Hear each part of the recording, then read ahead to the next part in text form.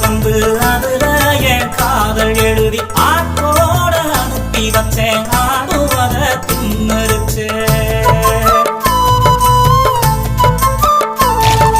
கற்கடியில பாட்டு போட்டு காதலையும் சொல்ல பார்த்தேன். கண்மணியே நீயும் வந்த கரண்டும் அப்போ போயிடுச்சு.